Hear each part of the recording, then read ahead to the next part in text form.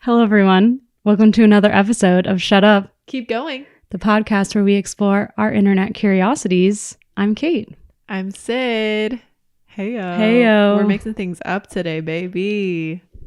I realized that, before we get into our topics, I realized that, like, you know how fashion trends, like, go in and out of style? Mm-hmm. And that talking does the same thing? So, like, so annoying. In high school, I picked this up from, I think it was the baseball players, where everything was like, baby. So it was like, keep it going, baby. Like, everything was just like,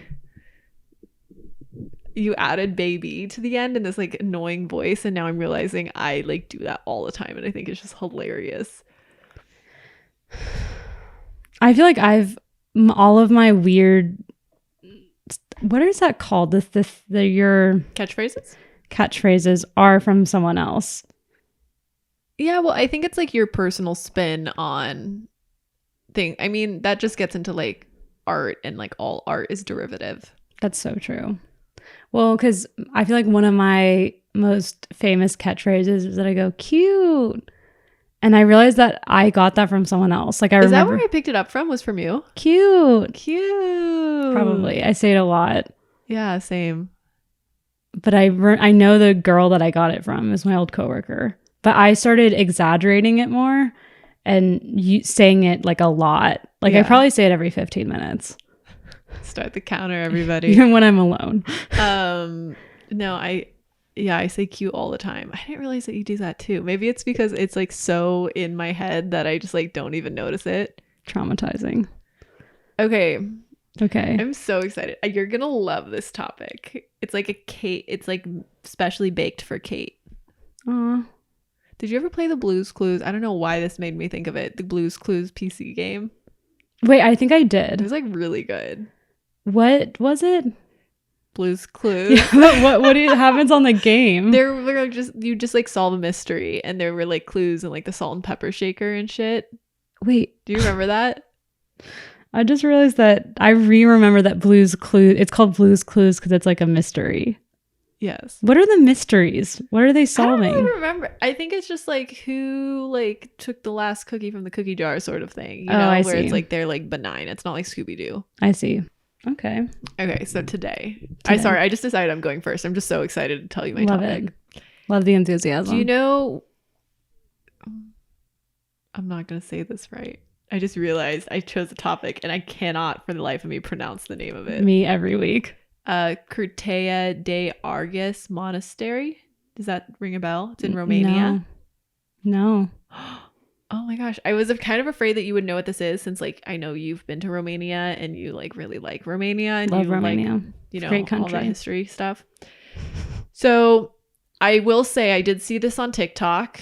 This was not an original idea, but I saw it on TikTok. I thought the story was very compelling, but like I do, I fact check everything on TikTok before I take it as true. And so I was like, is this true? This is very interesting. And then I looked it up and I was like, oh, it is. And so this is my topic for the week. So the Curtea de Arges, Arges, Arges. I realized who's to say? My mom makes up the pronunciation of like every word because her parents would, because I mean, while she grew up speaking both Tagalog and English, she like, you know, she's not hard, yeah. It's not like her first language necessarily. And I realized that's why I don't know how to pronounce like 50% of the words in the English language, is because my mom would just make up like the pronunciation of things and I just go with it. And so as an adult, I have been faced multiple times. It's happened on this podcast. I can't remember what I said, but you like were cackling. It was maybe a month ago. Wait, what was that word? And it was I like put like a weird intonation on it. Just like a normal word. But like, how did your parents say Abercrombie? I feel like this is like, so this word mystifies parents. Abercrombie. Really? So my mom always called it Ambercrombie, and so did Alex's dad. Oh, interesting. Which I thought was really interesting because it's like, that's not even how it's spelled. So like, why are you saying it this way? Isn't there? Never mind.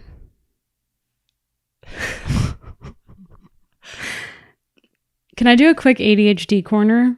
Yeah. And it's Isn't not that really what this whole thing is. I mean, true. Should we relabel this podcast tags? Corner. I think I've talked about my ADHD test. I got tested because I was. Anyways, I got tested. Do you have to get tested to get prescription? Because I feel like I've had instances of like my doctors just prescribing me stuff. I think. I don't know. I don't know how like it my works. primary care. My psychiatrist said that I had to get tested in order for him to continue my prescription.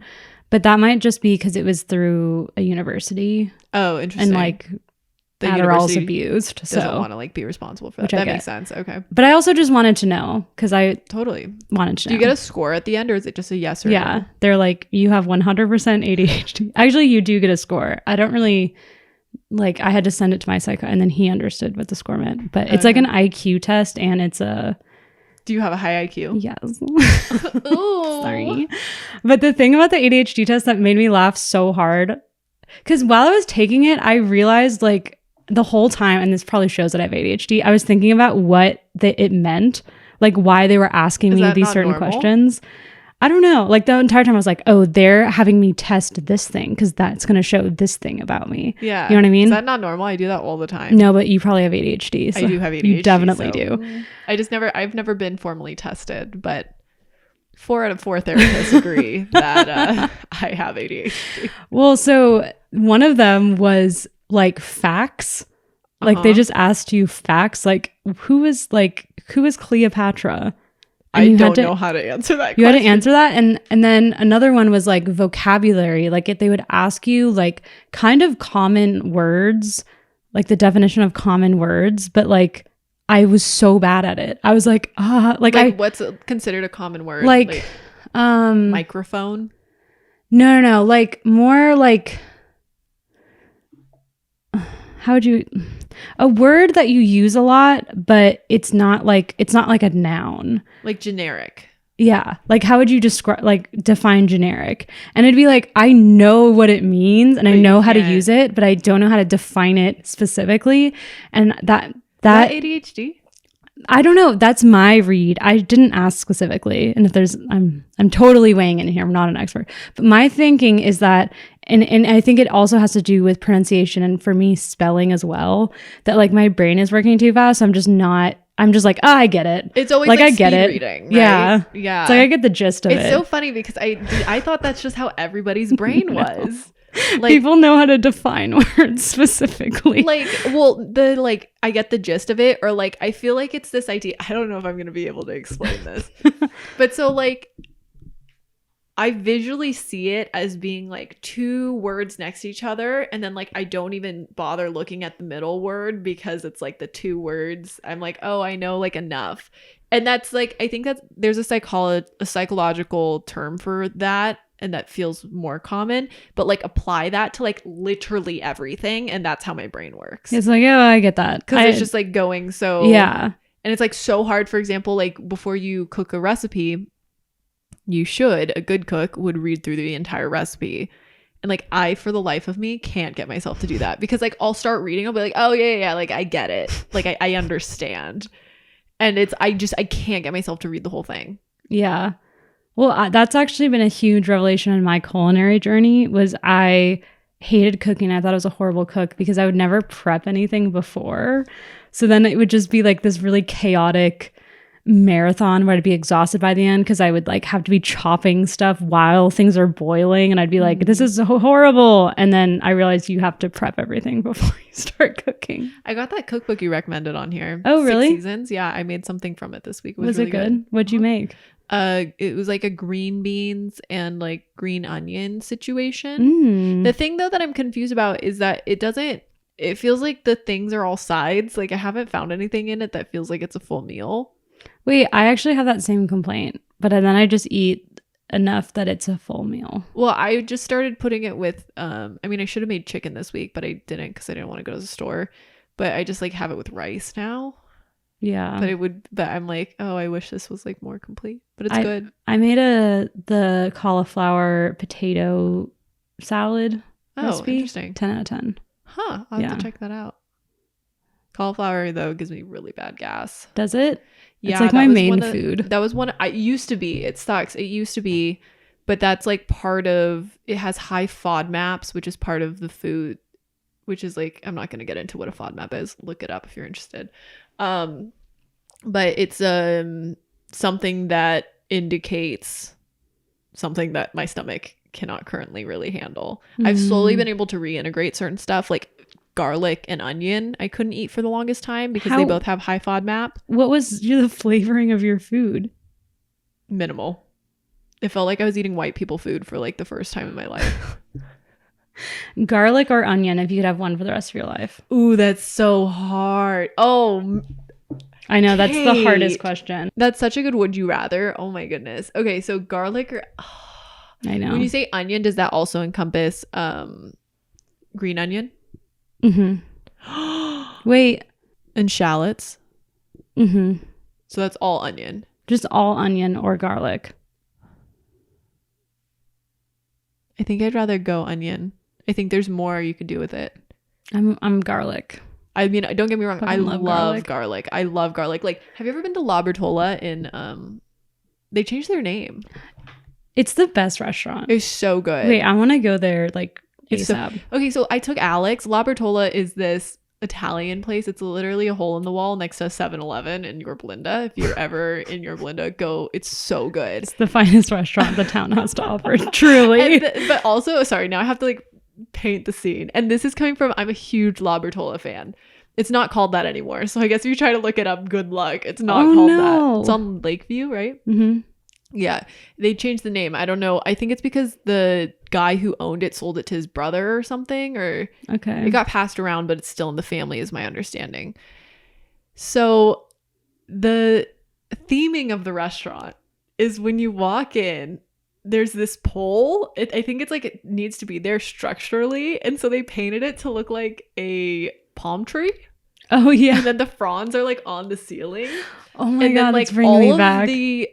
All of the walls are painted like you're in an Italian courtyard, and so there's just like women like hanging out of their windows like doing laundry and stuff. And I've always just thought it's like really funny because the food's super good and then it's like super kitschy, but I don't think on purpose. I think though that in their defense, when they painted that, like that was like a thing. Like people thought that was like classy. When I just feel like I have like in my parents' house, they have like, I don't know if you remember in their kitchen, they have like painted leaves like around like corners. Like people were into the mural fresco style things. Yeah, but I don't think La Bertola has been around for that long. It's been around since I was a baby, if not before. Really? I went there as like a very I thought I remember it opening when I was in like first grade. No, I think it's been around for a long time. Oh shit. Okay. Well then I give it it's the like benefit that of feels the like a doubt. late 80s thing to me. I don't know if that's true. No, it definitely feels like early like 90s, maybe late 80s is when it started, but 90s is when it prevailed. I also this is such a tangent. Did you ever see the movie Scooby-Doo? Like the live action version? Hell yeah, with Sugar Ray. The band. Were they in it? Yeah, at the pool party scene. Oh, yes. When Fred has boobs. Well, because he's no longer Fred. So we rewatched that during quarantine, which was a 10 out of 10 decision. Like it was, but what was crazy about that movie was like everyone that I was watching it with, like remembered every part of it so viscerally, like every aesthetic. It was just so crazy. That's the one where they're on the island, right? Yeah. Okay. And then we realized that there's this aesthetic that is not in anymore, but that was such a part of my childhood that I have not thought about, which is like rainforest cafe vibes of like knowingly simulated environments. Do you know what I mean? And I feel like La Bertola is a little bit like that. No, I think that's like Vegas, right? Yeah. Yeah. No, I totally know what you mean. Because that's also like the rock pool. Yes, exactly. The rock pool is that like, that was just the coolest thing. But it's like, you know that it's not real, but you like love that about it. It's like, very bizarre. Did you ever go to Grand Wailea? Yeah, Hawaii? yeah. Okay, so Grand Wailea is this hotel in Hawaii, and it's they're known for, it's like a family hotel because they have this like crazy array of water slides, I guess, water so slides. Cool. It like each slide, I remember when we went, it was like slide 4 was like a cave rock situation, and like slide 2 was like a different kind of environment. So that's so fascinating. I haven't thought about that. I've never put like my finger on it. My parents still have a rock pool. Oh, they do. Yeah. No, yeah. Watching that movie it made it so apparent. It was just a crazy. I really recommend a rewatch. Because you'll be like, holy shit, I remember this movie frame by frame. I compare a lot of things to the bad guys, like the like lanky. Yeah. They kind of remind me of like Donnie Darko-esque. Yeah, they do. And before we sorry, we're still tangenting here. I have a good topic though, guys. Have you ever seen Enemy? No. It's Dene, I don't know how to say it. Villeneuve. Yeah, I can't say. I end up saying like Villa whatever. Villeneuve. Which makes me sound just like so grossly like uncultured. So I just say Dene. You should watch it. I want to hear your thoughts on it. Oh, he talks about that on the Roger Deakins podcast, doesn't he? Not James Franco. Oh my gosh, I'm so embarrassed. Jake Gyllenhaal. Yeah. Yeah. Because I think Roger Deakins shot that movie. Yes. Okay. Which makes sense. It's gorgeous. Of course. Gorgeous. But it's interesting. I haven't stopped thinking about it.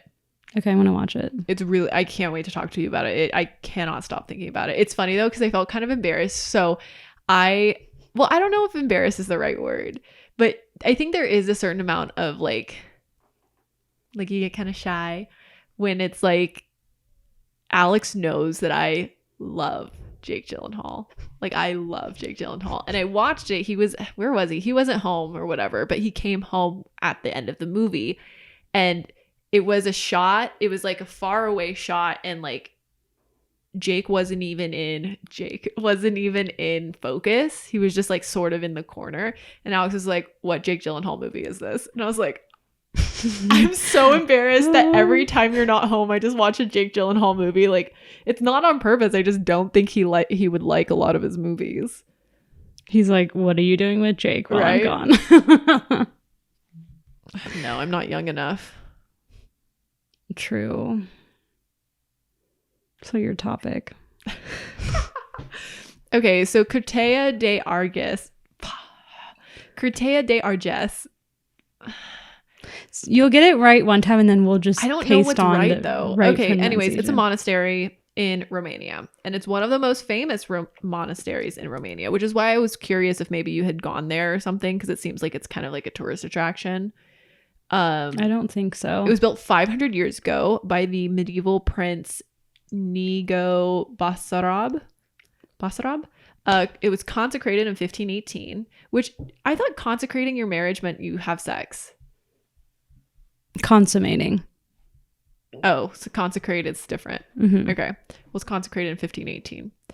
Isn't that funny? I mean, did they have paper then? Yeah. I was going to say, like, imagining, like, I'm, like, writing 2021 and, like, people were writing, like, 1518. That's, like, weird. Yeah, it's kind of cute. But so a series of fires, earthquakes, and attacks seriously damaged the church. It was partly restored by Matei Basarab and Serban Cantacuzino. I guess none of this is relevant, but what we're talking about is the legend around this monastery. It's called the Legend of the Biggest Sacrifice. Couldn't tell if it's like real or if it's like an urban legend or what the situation is. Okay. Does Dracula play into this at all? No. Okay. Why is Dracula Romanian? Yeah. Oh, I didn't realize that. Well, is Vlad the Impaler? Don't quote me on this. Is Vlad the Impaler a real person? Yeah. And then that was like started the legend of Dracula. No, he was just like a brutal leader. Would he kill people with his teeth? But Bram Stoker took like the legend of Vlad the Impaler and made the character of Dracula. How interesting. And like placed him in Romania at this castle that I went to. That apparently Vlad the Impaler didn't actually live there. But that's how they based it. We're going to talk about the legend of the biggest sacrifice. It's a huge bummer, everyone. Great. So, Mestrol Manoli. Mestrol Manoli. So Mesterol Manoli, which translates roughly to the master builder Manoli. Maybe it's Manol. Who can say? Who's to say? It was the chief architect of the monastery, and in the legend, Master Manol was hired by Prince Radu the Black, who wanted to build the most beautiful monastery in the country. So he brought on Manol and 9 of his men. Cute. We've got a construction crew. We've got high ambitions. Boys are here. Also, again, wild that people were building things back then. That just seems like it would take a really long time. Yeah. Like, how did they have blueprints back then? I'm sure they had some sort of way of like communicating their like what's they were in their just brain. During the construction, the walls of the monastery just kept crumbling, and so the prince threatened to kill Manol and his workers because I'm assuming it was like just taking too long. He's like, are you not taking this seriously? Why can't you build me the most beautiful monastery? Which I'm also kind of like, and maybe this comes from a fundamental misunderstanding of like what a monastery is. Is it the same thing as a cathedral? I thought a monastery was just where like celibate priests live. Yeah, I thought so too. So like, why is this prince so concerned about having a bunch of men not have sex in this really nice building? Okay, no one said they're not having sex.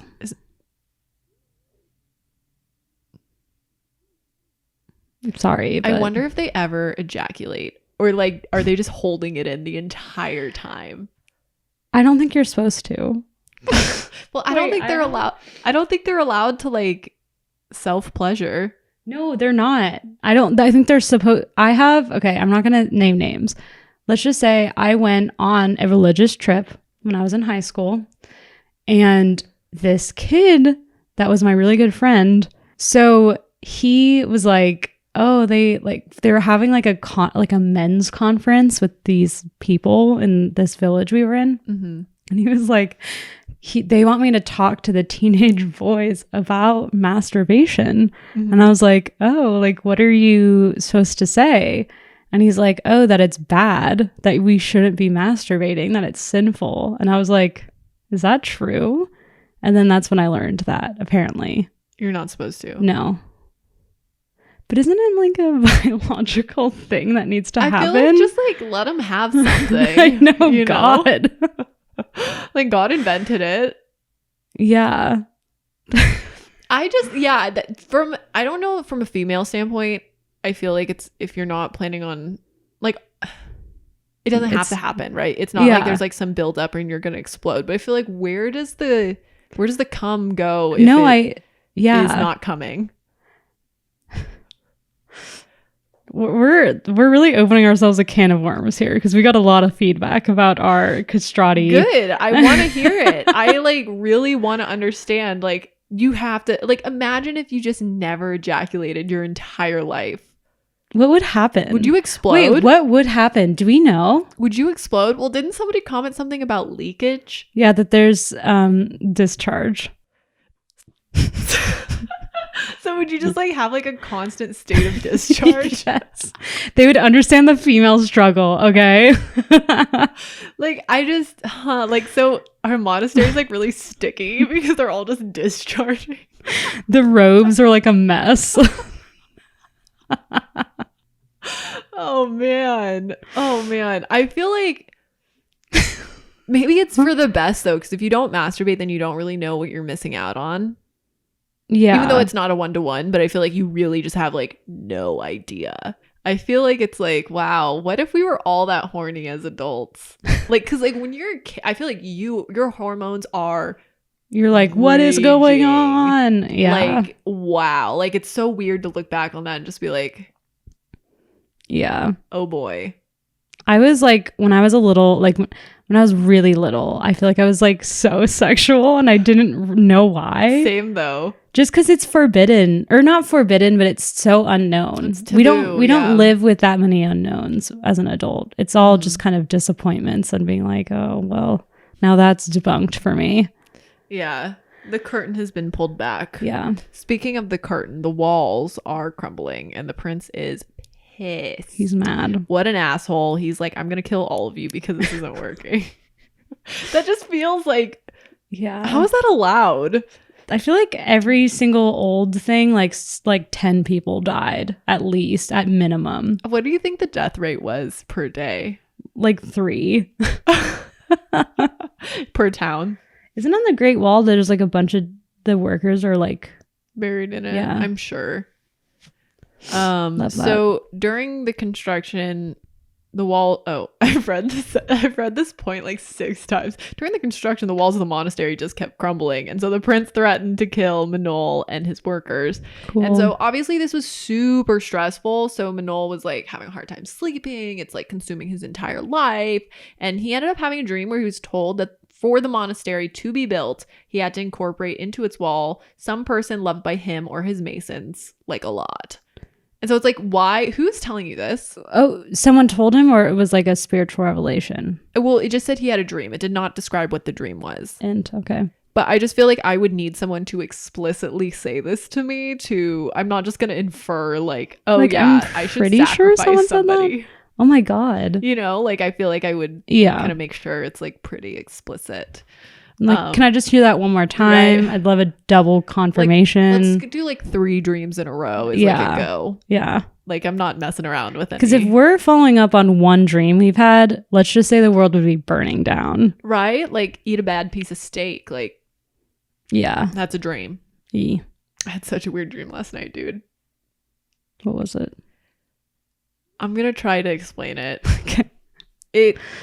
Well, and it's interesting because it does connect to things. So like I was thinking about golf, and like we have a tournament on Saturday. So I was thinking about like the golf club and the tournament. And like it was at this high school, and like the members of the golf club were there, but we were all kind of it was like this like ambiguous young adult age. But then there were zombies, and then I had my backpack somewhere and I couldn't find it. And Catherine Hahn was one of the teachers, and she was trying to help me find it. But she was like, I moved all of them over there. But then like people were being turned into zombies, and like you didn't want to because you could die and like you'd be a zombie forever. Like there was no going back. And I remember that at one point, like the way that like it was supposed to be like an experience, and then basically get turned into like, oh shoot, like this isn't fake. And then I was in line with all these zombies, and I just had to like act like a zombie. So I was just like in my dream. That seems really deep and like a comment on social life. But it was interesting because in my dream it was like my eyes were closed, so I wasn't seeing anything, and I was just thinking about my weird. arms going like this. And then my cats were Chester was there, only Chester. And then we ended up getting out, and we were all hanging out at like the golf lounge. And then I was like, bye. That was the end of it. It was weird. Dreams. It's always weird when dreams too, they end when you wake up. Like your waking up doesn't disrupt it. It was like, bye. Like I said bye to everybody, and then I woke up. Yeah, that happens to me kind of a lot. Yeah. Where it's like, that's all, folks. That's all, folks. What is that, Bugs Bunny? Mm-hmm. It's a bad Bugs Bunny. So Manol had a dream that he had to basically sacrifice someone he loved or his masons loved. Mm-hmm. And so he told the masons, and they all agreed. They were like, that sounds great. Let's sacrifice somebody. I mean, that sucks, but then we won't get killed. So let's sacrifice somebody we love instead. Which Sure. How much are you getting paid, man? And so they agreed that the first wife who would come there with lunch for her husband the next day should be the one built into the walls of the monastery so that their art would last. And to that I say, shouldn't you do that to the wife that comes last? Yeah, like don't get the best one. Why punish the best one? Maybe because like the love is so true. Well, they're like, that's probably the best sacrifice. So yeah, like you sacrifice. What was I just? Oh my gosh, I was watching something, and they were saying that it's like to sacrifice. Whoa, I'm like, what was this? Was this from my dream or was this real? But it was like to sacrifice your child. Oh, it's Succession. It was to sacrifice your child. No, like to the sun. It was something about like the Incas, like when they needed something from the gods, they'd like sacrifice their child. And basically how like the love of sacrificing your child is so great that it awakens the sun. The sun. The sun. Oh, okay. Not like the sun. Your son's dead. Yeah, I was like, isn't the sun dead? Okay, so they agree that the wife who comes first is she's out. She's out. So the next day, Manol looked over the hills and he saw his wife Anna, who is pregnant and coming, and she's kind of freaking out. So he's like praying to God that like a storm comes or something, or like things come to deter her, and she's not the first one to get there. But despite all odds, she gets there No. first. And so when she got there, Manol and the builders told her they wanted to play a little game, which involved building walls around her body. And she was into it. And then she realized it wasn't a game. How do you not realize that's not a game? You're like, Right? what kind of weird, like lame game is this? Well, and it's not even like it's like Minecraft and you're just like stacking things. Like they're like, they're building a wall. Yeah. What point? Like, don't games need some level of entertainment where you're like, do, do, do, do, do, do? Like, were they like doing that? While they like, were doing it, like, yeah, building the wall. And so they started building the walls around her body. And then when she realized it wasn't a game, she was like, hey, please stop. Like, I think you're going to kill me. Please stop. And they were just like, sorry, bitch. Like, we don't want the prince to kill us. So we're just going to like do whatever. So they built her into the wall. Fuck. So they Isn't that like the Edgar Allan Poe Telltale Heart? That is Telltale Heart. Telltale Heart. Oh my gosh. That's the plot of it. No, he's from Baltimore. Oh. But he's probably into that. Telltale Heart. I remember this, but I don't. It's the guy. I remember it being really dark and visceral. The details are fuzzy. All I remember is that there's a heart in the walls, and the guy's freaking out, and then they realize that he like buried someone in the walls. Yeah, so it is Telltale Heart. Yeah. Except for she dies, and I guess so does her unborn baby. And there on the wall, there's like a little insignia. I don't read Romanian, so I don't know what it says, but it's like this red insignia, and they say that's where she was. Did she do it? No. They say that that's like from the outside, they like put that there to like commemorate that she was sacrificed into the wall. So she just starved to death. Or suffocated. You would run out of air. I don't know which one would come first. I feel like starving kind of takes a second. So was it built after this? Did it work? Yeah, it worked. It worked. But it probably just worked because they just finished building it, and then they're like, okay. So my comment here says Manol kept his promise and built her into the wall. Oh my gosh. And so so now I guess the walls stopped crumbling. The sacrifice worked. Can you imagine? Oh my gosh, they're still building and she's like pleading for her life. I mean, until she gets tired. Is everyone in history like a sociopath? Like, I don't understand. How do you just were like, okay, like we're just going to go along with this. The prince is gonna kill you. I don't know. The way that I was reasoning it, because first I was like, okay, well, technically, so if I'm Manol and it's like, oh, the prince could kill me, so I'm gonna kill my wife and unborn child. Like, wouldn't you just sacrifice yourself? But I'm wondering if since there were 9 other people involved, if they kind of reasoned that it was like, okay, well, we're sacrificing like one person for the greater good of all 9 of us. See, I understand that intellectually, but then in the moment, if I heard this like woman screaming, I'd be like, fucked, guys. Like, what are we doing here? Yeah, I think also, I don't trust Manol. No, Manol is not the prince. No, Manol is the architect. But the prince had the idea that we have to do this. No. Manol was the one who had the dream and was like, we have to do this. But the prince was like, the walls keep crumbling. If you don't figure this out, I'm going to kill all of you. He only had one dream. Like, I feel like there just kind of would be. He wouldn't like check. Like, I would want to believe that and it was his wife. It was his wife, but it was whoever's wife came first, and it happened to be his. I just feel like, regardless, like if I had a dream and I was like, Sydnee, listen, we're gonna get podcast fame, but like we're gonna have to kill one of our like significant others. I feel like I would be like, you know what? Let me just reevaluate, like think if that's really the course of action here. The fact that they just gave into it so easily, like there's something else. He hated his wife. He prayed to God for the storm to stop her. I think he hated his wife. He's like, I know she's coming. This is Dear actually God, a true crime. I'm like, she's having because yes, because it's always husbands killing their pregnant wives because they don't want to deal with the repercussions of having sex, of having a child. It's like a classic murder case. There's this really, really fucked up documentary on Netflix called American Murder. Have you heard of it? No. It's about this fucking piece of shit guy, Chris Watts, who like killed his wife and his 2 daughters, and she was pregnant with another person. Wait, isn't that Scott Peterson? Scott Peterson also did that. That's what I'm saying. It's a thing.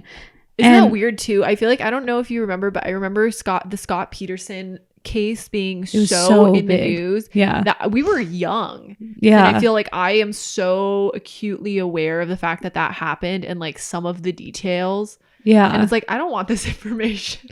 No, that was so big growing up. But it's like, get divorced.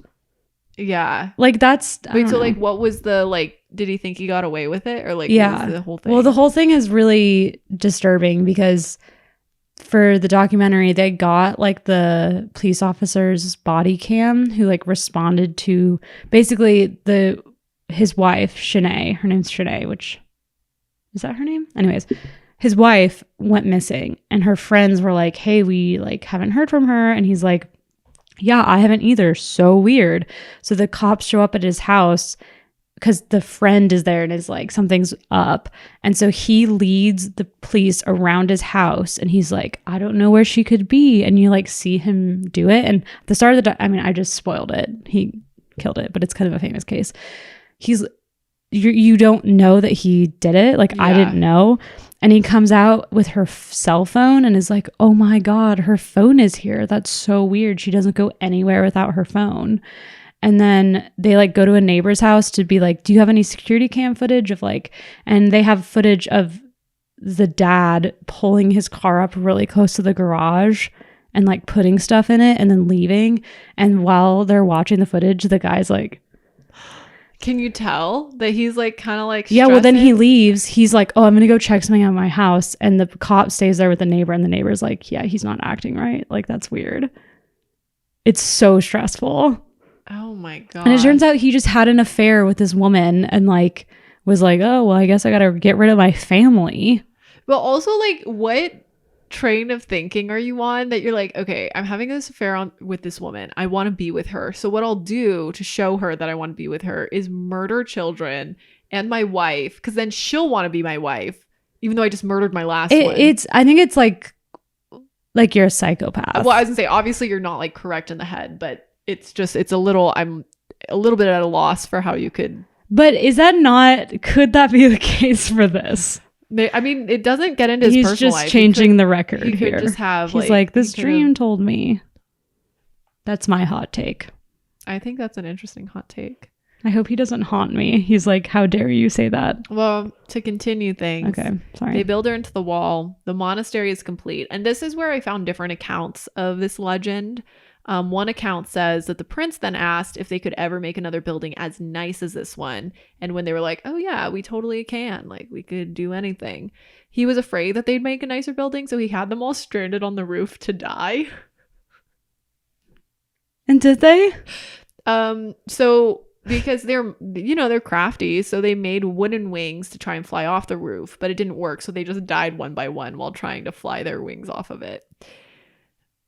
There's an alternate ending, which is wait, how many workers? There were 9 plus Manol. Did Manol die that way? Yes. So there's an alternate version where Manol was so upset that he did that to his wife and unborn child that he threw himself off of the roof in grief. And so there's a clear water well named after Manol, in front of the monastery or wherever on the property, and it's believed to mark the spot where he fell off the roof. Is it a good looking monastery?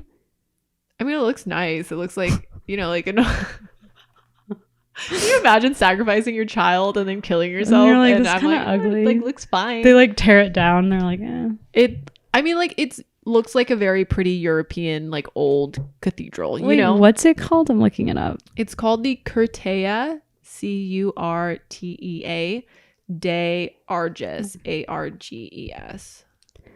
That's insane. I mean, it looks like okay. Like, it looks fine. It's not even that big. And I don't think God wanted that.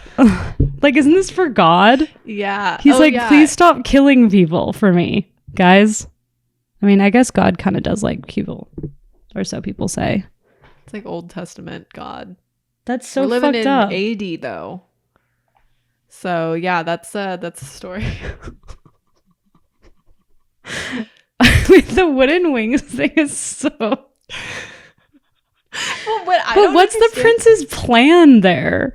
He was just gonna have them die on the roof, and then they're just gonna have to like. I guess was they gonna so send somebody messy. to like, retrieve them up there? Otherwise, his building would just smell really bad. Who's this prince? Was he just like he was also a psycho? Radu the Black. Jesus Christ. Okay. So that's the end. Well, I have a more lighthearted topic. Remember when people used to say that? Oh, not. Yes. Why did that stop? I hope that comes back. I'm going to start doing that. Yeah, let's start using it more. I hate that idea. Not. Okay, well, my next one was I was on NPR. And you were on NPR? I guest hosted on NPR. No, dream though. That'd be cool to be on NPR. No, I was on the website NPR, and I found this story, and I was like, "That's crazy." So I'm just gonna tell it to you. Okay. Which is basically a commercial lobster diver says he escaped relatively unscathed after nearly being swallowed by a humpback whale. Oh, did this happen recently? Yeah, did you hear this? Oh, I thought he had been swallowed and then spit out. No, but then I got on a tangent about it. Oh, go crazy. So his name is Michael Packard. He was 56. Do you think he's related to Todd Packard? Mm-hmm. Yeah. So they were like, Todd's a fucking asshole. The whale was like, we gotta get this out of here. So he was diving off the coast of Provincetown, Massachusetts, a gorgeous place. Cape Cod, Quassa Quassa. Did you like Vampire Weekend? Kate, we like bonded very heavily over I Vampire thought so. Weekend. I'm sorry.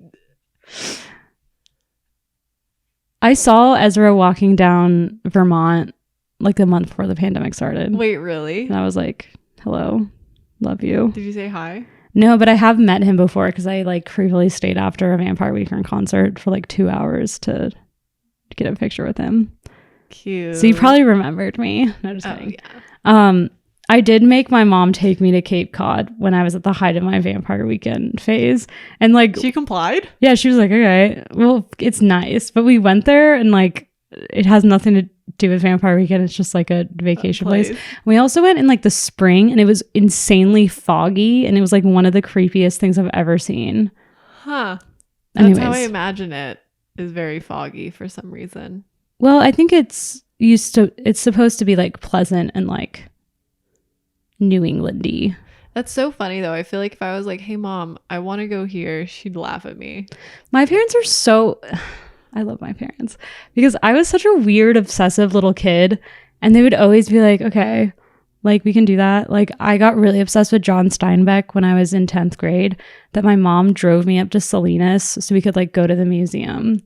Oh, that's sweet. And like, see, my parents would do that, but I feel like the vacation thing, like my family takes vacation like extremely seriously. Like there's no way that I'm... Well, my sister lived in Boston. It's not like we flew across the country to go to... Yeah, okay. No, it's not that crazy. She lived in Boston and we were visiting colleges and I was like, I also want to go to Cape Cod because of Vampire Weekend. My mom's like, sure. Oh, cute. That's cute. Yeah, we went to Atlantis one year. I've always wanted to go there. Well, I guess it wasn't because of Mary-Kate and Ashley, but I think that's what my parents were like, oh, that looks nice. And we saw Don't they have that bridge? Yeah, Michael Jordan was staying in the bridge when I was there. We saw him. Oh, it's a room? Yeah, it's a suite, but yeah. Oh my God. My sister still to this day like really wants to go to Atlantis. I mean, I don't know what it'd be like now. I'm sure they've kept it up, but it was nice when we went. It's just, wow. I think for me, I get really overwhelmed when they're like massive hotels and it's just like all of these people. Like I find it very overstimulating. Yeah. And so I don't know how much as an adult I would like it because I feel like it'd just be like, there's so many people and there's too much going on. It might be nice though, because I, in theory, like hate that, but it also might be nice because it's like you just don't have to do anything. Oh, those are my favorite vacations. You just like, it's like I'm at this place that's literally catered to like pamper me. Yeah. And I don't have to think about anything. I do remember it being really expensive though. Like it's like, I'm sure. Because it's not all inclusive, you know? So it's not like you're like there and everything's free. It's not like a cruise. You're like sucking up those virgin pina coladas like left and right. You're there and everything's around you and there's no other options. And so everything's expensive because there's nowhere else to go. That's how they get you. That's how they get you, man. But I do remember there was this giant, I love manta rays, and there was this giant manta ray. And it was like in the other tower. And my dad, very supportive, knew I loved the manta ray. So we'd always walk over there and look at the manta rays together. And then before we left, he was like, we can go over there and say bye to Mr. Manta Ray. And I walked over and was like, bye. What's a manta ray's face? That's how they look.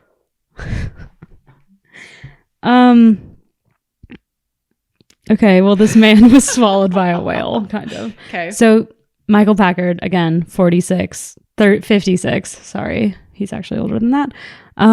He was diving off the coast, and this was in June, so last month. He was diving on the coast. He's a commercial lobster diver. Cool. And then he wrote on Facebook that I was in his closed mouth for about 30 to 40 seconds before he rose to the surface and spit me out. I am very bruised up, but I have no broken bones. And so he was pulled out of the water by his crewmen and rushed back to the shore where he was transported to a hospital.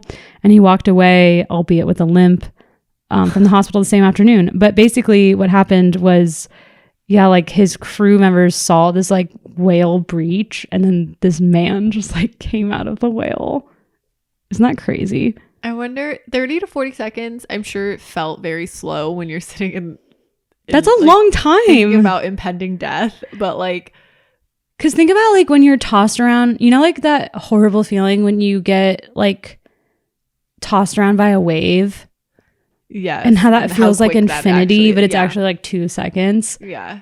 Like 30 to 40 seconds inside a fucking whale. That's insane. I wonder how much space there is. Like, is it like pretty confined, or is there like room for him to kind of swim around? Like, I don't know. Well, so what he said, he was 45 feet down in the water when he suddenly felt a huge bump, and then everything went dark.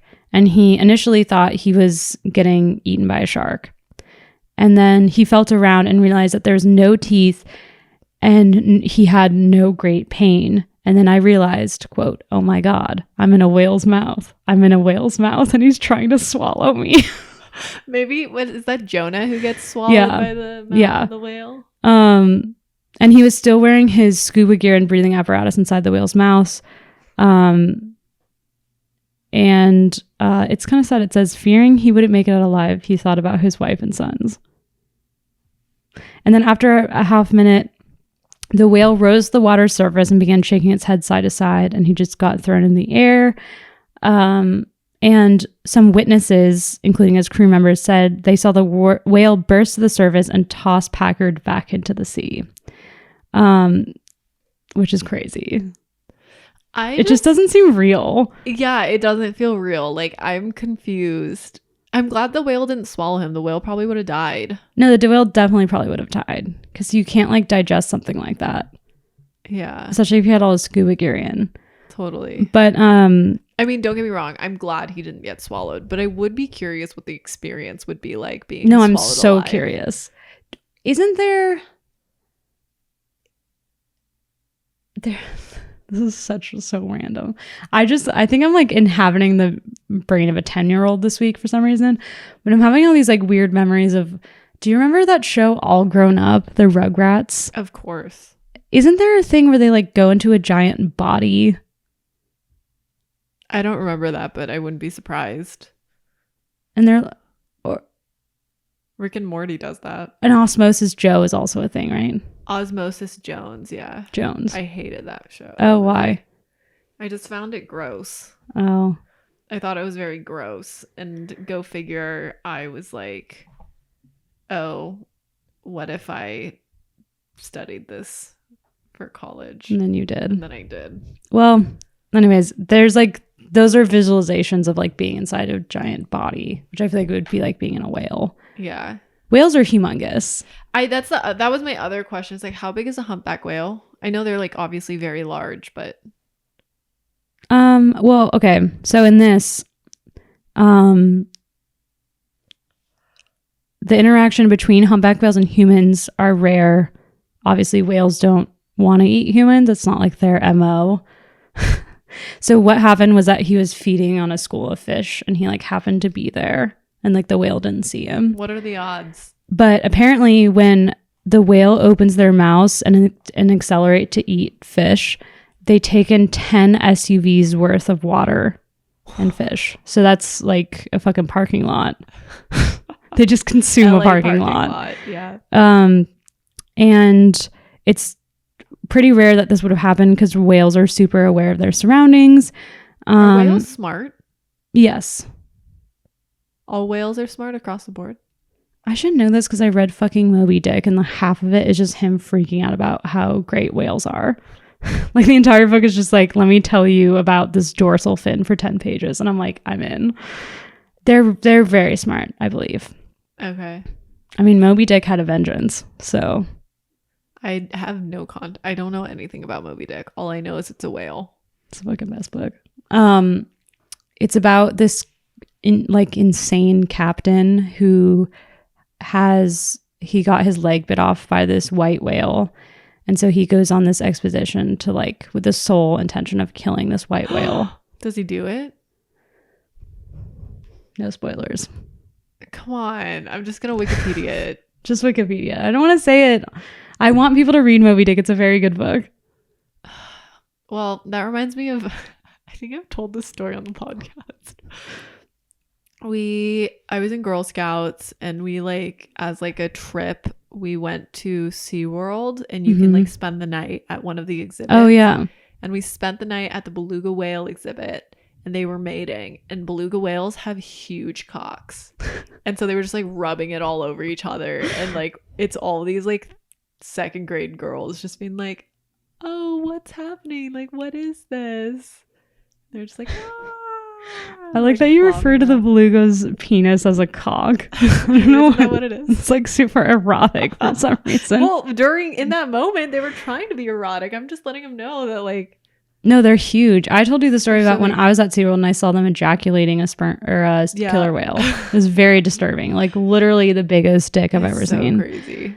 I'm pretty sure whales are super smart. Yeah. But according to marine biologists, whales have a super small esophagus, so it's doubtful that they could actually swallow someone. But regardless, Michael Packard said he's very thankful to be alive. So then I was like, has anyone else been swallowed by whales? Good question. We know Jonah. But the only case that I could find was this guy named James Bartley, who during a whaling expedition off the Falkland Islands, which are off South America, at the tip, just at the tip, this guy, James Bartley, his boat was attacked by a whale and he landed inside the whale's mouth. This is in 1891. And this is reportedly, we don't know if this is true. Okay. But he claims that he survived the ordeal and was carved out of the whale's stomachs by his peers.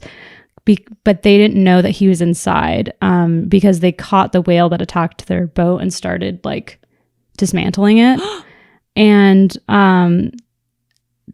when they found him inside, because they killed the whale and then the hot weather would have rotted the whale's meat. And so they were like, we got to disassemble it and take care of this. A lot in Moby Dick about taking apart a whale. It's very disturbing.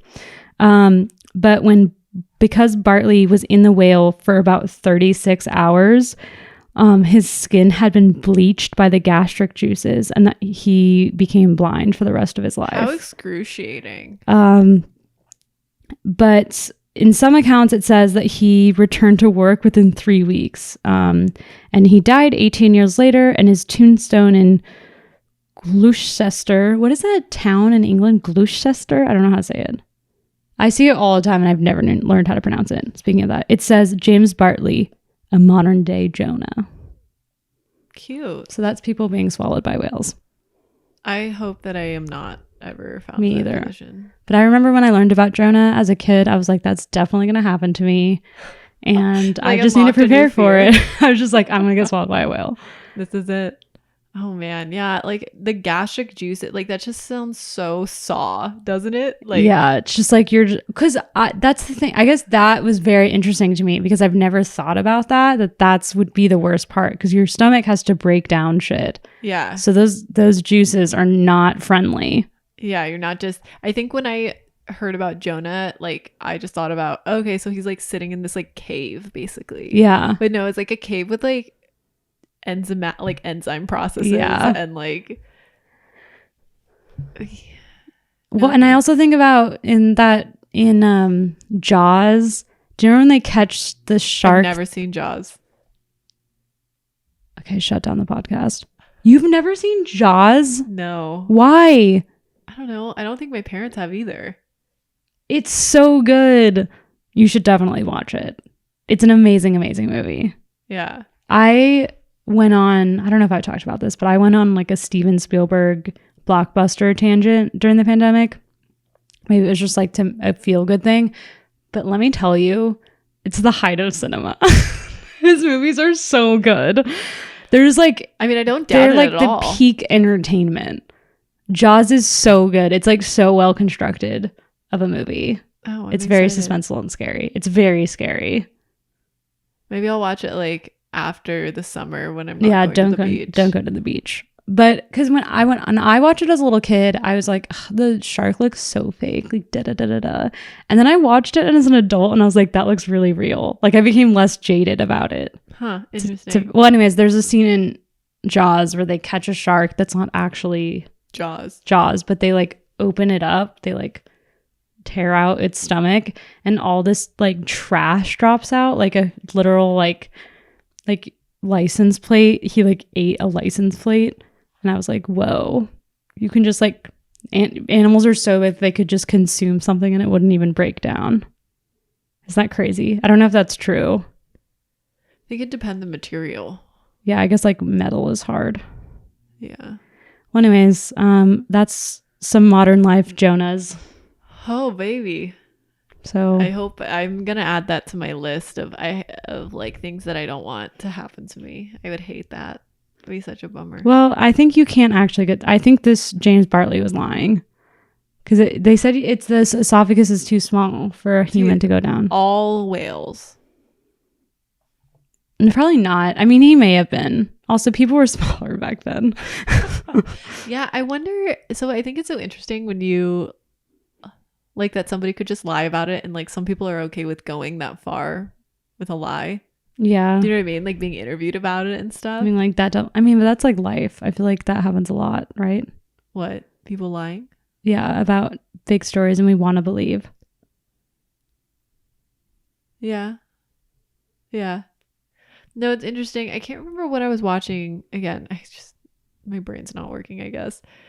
And this is not related. I'm now realizing this isn't related at all. But how, like, it was a TikTok compilation. I don't know why it got served to me. Because did you ever watch Euphoria? I didn't watch it. Yeah, I almost just brought it up. You did watch it? I just watched the first 2 episodes. I watched the first episode and I was like, I hated it. I don't really understand why people were so into it. But then I was like, it just felt like it was like Degrassi, but like more aesthetic. And like more like sensationalized or whatever. Yeah. I don't know. I wasn't super into it. But anyways, it made me, this compilation was like placed over this like moody music, and it was like a bunch of scenes from Euphoria of people just like kind of having a bad time and like having mental breakdowns basically. But it seems so like not romantic, but it was like glamour. Do you know what I mean? That it's like, oh, they're having this horrible time in their life, but this like music's playing and it's shot really well and like it looks good or whatever. And it just made me realize like how, and I say this as someone who loves movies. Like I love film. I love movies. Like I love it. I love storytelling. But I think that there's something to be said about like as kids, and maybe this is just me because I love movies so much, but as kids, it's like you watch these scenes and it's like so romantic in your head that it's like, oh, when I get my heart broken, like that's going to be like, And it's not that you want that to happen to you, but you imagine that while it's happening, it's going to be this thing. And I think that you mentioned earlier, like as an adult, like the curtain has been pulled back and like everything is kind of disappointing. And I think it's because of that.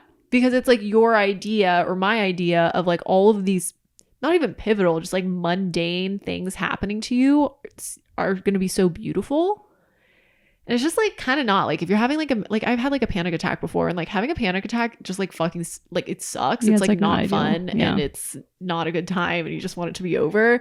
And it's just like happening, and like no one's playing any like M83 in the background for me. Like I don't know. I think it's interesting that like nobody tells you that, or like teaches you that it's like you know, people are like, oh, movies aren't real, but nobody like talks about the psychological toll that it can take on you when you like really internalize 100% that. And then like as an adult you're realizing like, oh, you know, life can be really great, but like I have to make a conscious effort to do that. It doesn't, like, nobody's producing my life for me to be this like beautiful film. Yeah, I mean, I've been examining my relationship to movies a lot these days, obviously, because I just graduated film school. And I was like, that's honestly why, because I've wanted to make movies since I was a little kid. And it was because movies made life feel so much bigger than my life actually was. Mm-hmm. And now I'm like, I don't know if that's good. I don't know if that's a good thing, you know? Yeah. But then I think of like, what was that one movie that came out? I did not like it. I thought it was so...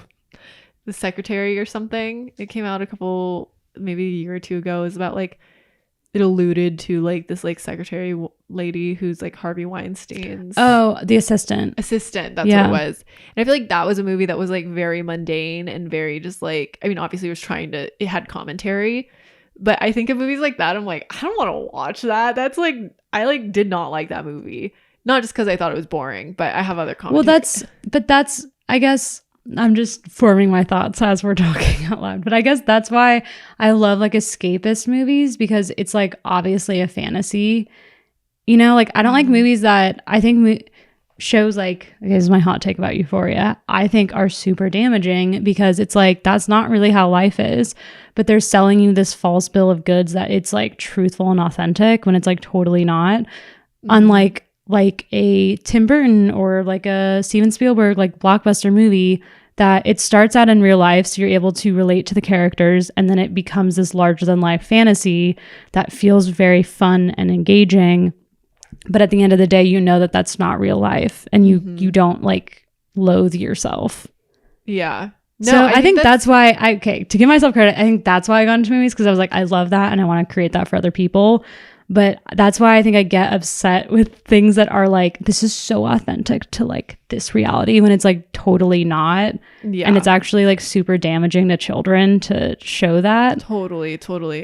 I've talked to you about, I have this relationship to this HBO show that just came out. I'm not going to say exactly what it is, but it's going to be obvious. But it's a Euphoria type show about teenagers.